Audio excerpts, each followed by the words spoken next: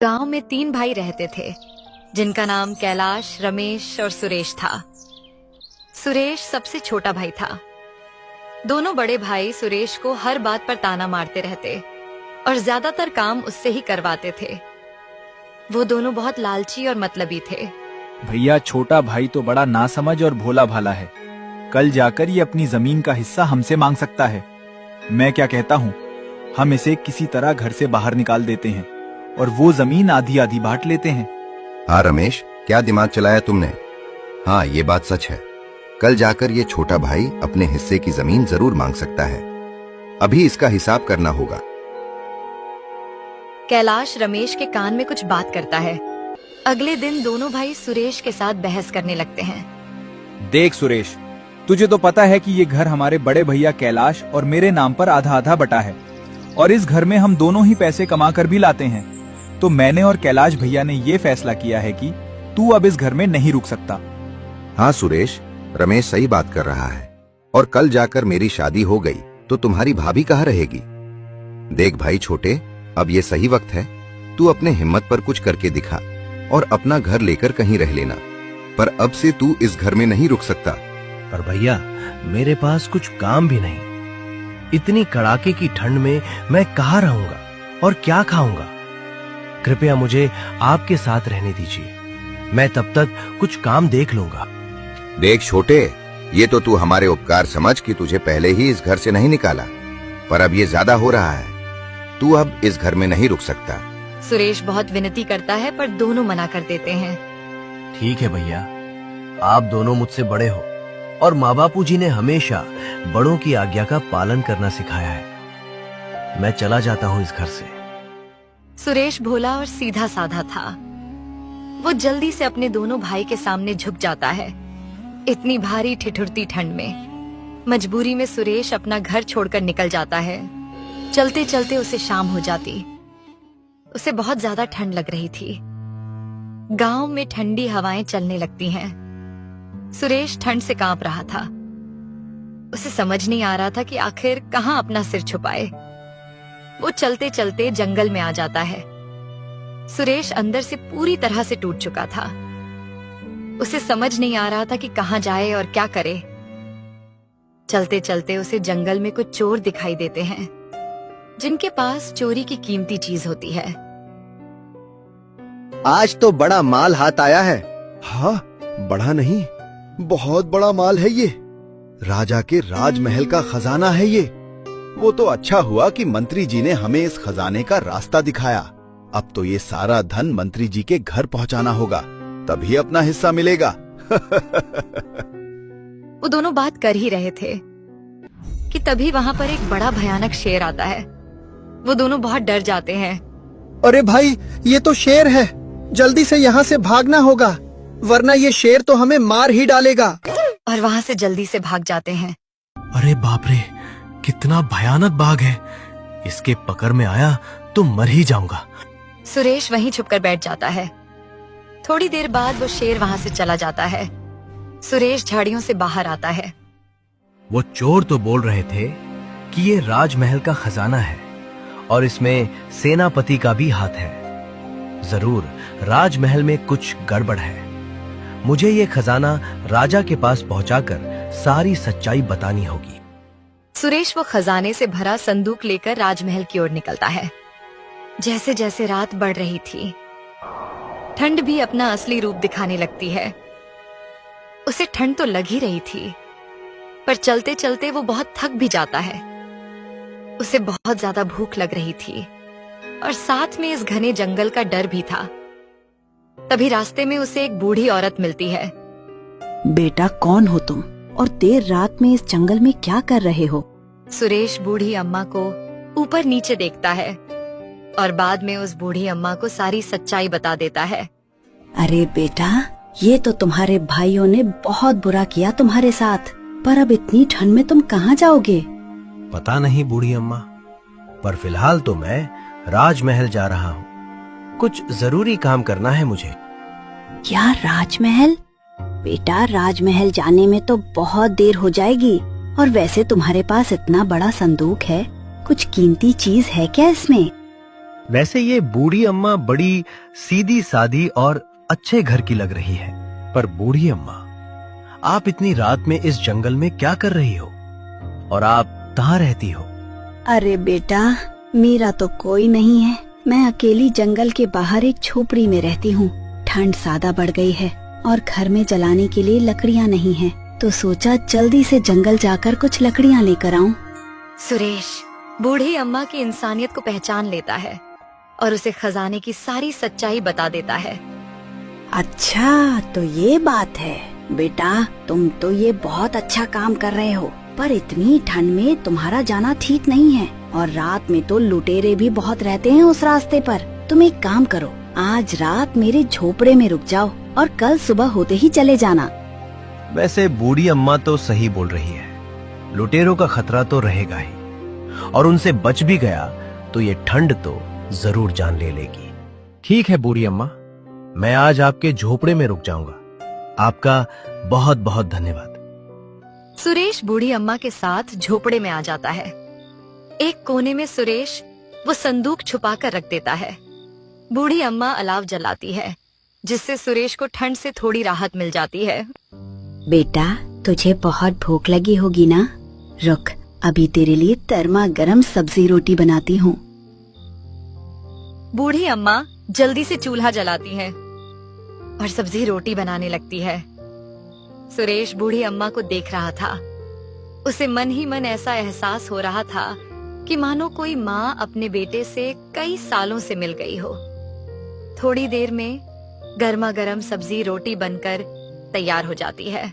बूढ़ी अम्मा सुरेश को वो गर्मा गर्म सब्जी रोटी एक थाली में परोसती है। सुरेश पहला निवाला लेता है। वो सब्जी रोटी इतनी स्वादिष्ट थी कि जल्दी जल्दी से वो सारी सब्जी रोटी खत्म कर देता है। वाह अम्मा, क्या सब्जी रोटी बनाई है। आज तक मैंने इतनी स्वादिष्ट सब्जी रोटी कभी नहीं खाई। आपके हाथों में तो जादू है। आपको तो कोई होटल चलाना चाहिए। देखना, बूढ़ी अम्मा, बहुत सारे लोग आपके होटल में आएंगे। मुझे खुशी है कि तुम्हें ये सब्जी रोटी पसंद आई। और बेटा, मैं तो पहले होटल ही चलाती थी, इसलिए मुझे ये सब्जी रोटी बनाना अच्छे से आता है। सुरेश थोड़ा चौंक जाता है। क्या कहा बूढ़ी अम्मा? आप होटल चलाती थी? तो फिर आप यहाँ जंगल के बाहर झोपड़ी में क्या कर रही हो? एक ठंडी हवा का झोंका चल जाता है और थोड़ी देर के लिए बूढ़ी अम्मा मौन हो जाती है। उसके आंखों में आंसू आ जाते हैं। क्या हुआ बूढ़ी अम्मा? आप रो क्यों रही हो? मुझसे कुछ गलती हुई क्या? नहीं बेटा, तुम्हारी कोई गलती नहीं है। गलती तो मेरे सगे बेटे की है, जिसने मुझे घर से बाहर निकाल दिया। ये बात सुनकर तो सुरेश के होश उड़ जाते हैं। वो थोड़ी देर सोच में पड़ जाता है। बूढ़ी अम्मा, पर आपके बेटे ने आपको घर से बाहर क्यों निकाला? बेटा, जब मेरे बेटे की शादी हुई तब मेरे बेटे को मेरा बोझ लगने लगा और अपनी पत्नी की बातों में आकर मुझे घर से बाहर निकाल दिया। पर कोई बात नहीं बेटा, जिसका कोई नहीं होता उसका ऊपर वाला होता है। और तभी से रोज ऊपर वाले का नाम लेकर मैं जंगल के बाहर इस झोपड़ी में दिन काट रही हूँ। अम्मा, आपके साथ तो बहुत बुरा हुआ, पर आप चिंता मत करो। मैं ये खजाना पहुंचाने के बाद आपके बेटे को ढूंढ निकालूंगा और उसे समझाने की कोशिश करूंगा। कैसे ढूंढेगा बेटा?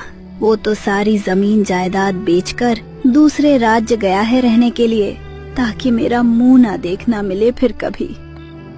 सुरेश का चेहरा भी उतर जाता है। तभी दरवाजे पर ठक ठक की आवाज सुनाई देती है। रुक बेटा, मैं देखती हूँ।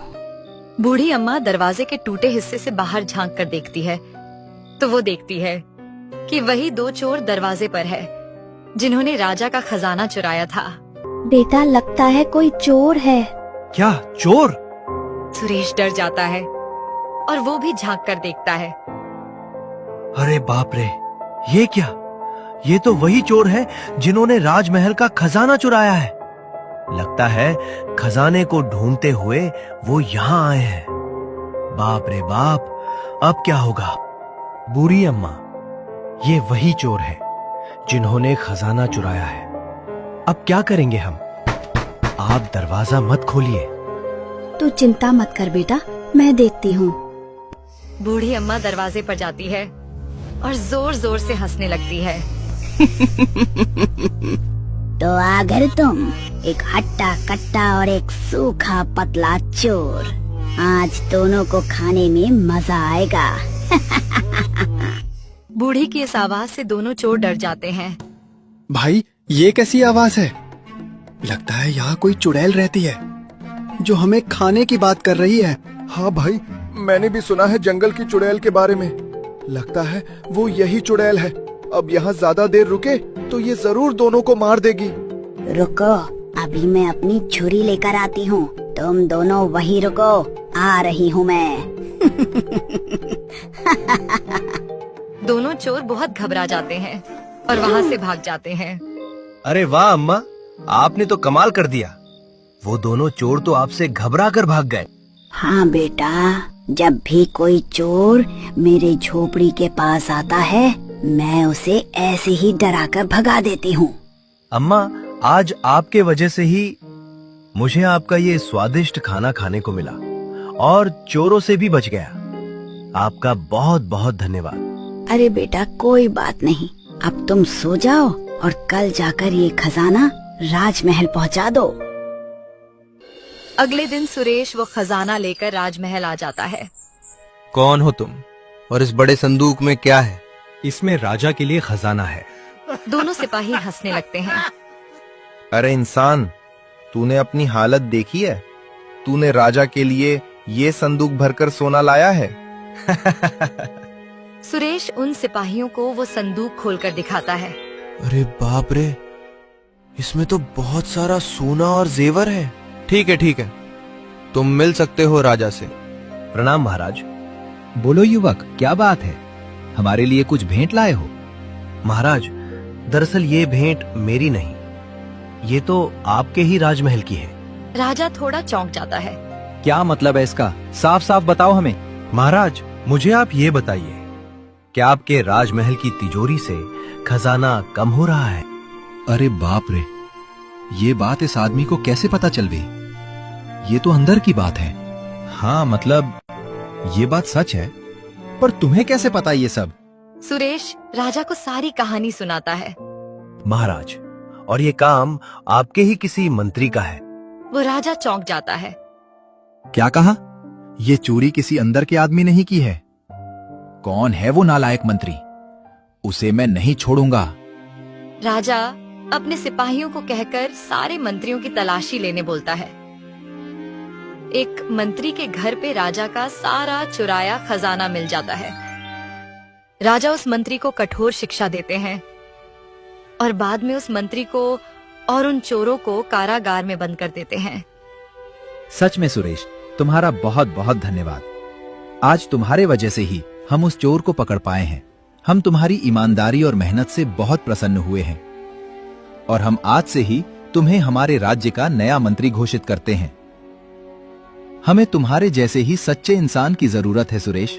महाराज, पर इस चोरों को मैंने अकेले ने नहीं पकड़ा। सुरेश उस बूढ़ी अम्मा के मदद के बारे में महाराज को बता देता है। महाराज उस बूढ़ी अम्मा पर बहुत खुश हो जाते हैं। अरे वाह, क्या चतुर बूढ़ी माता जी है। वाह वाह वाह। सुरेश, तो आज से तुम उन बूढ़ी माता जी के साथ यहीं हमारे राजमहल में रहोगे। और तब से बूढ़ी अम्मा को भी बेटे के रूप में सुरेश मिल जाता है और दोनों खुशी खुशी उस राजमहल में रहने लगते हैं।